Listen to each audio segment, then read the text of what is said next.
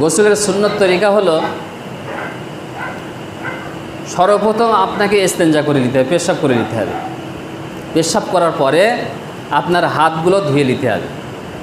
হাত ধোয়ার পরে যেখানে শরীর নাপাকি লেগেছে, কাপড়ে যেখানে নাপাকি লেগেছে, এগুলো ধুয়ে নিতে হবে। আরও ভালো হয় যদি ওই কাপড়টাকে পাল্টে যদি অন্য কাপড় পরে নেন। এরপরে আপনাকে উজু করে নিতে হবে। উজুর যেমন তরিকা তেমন পুরো উজু করে নিতে হবে, শুধু পা দুটো বাকি থাকবে।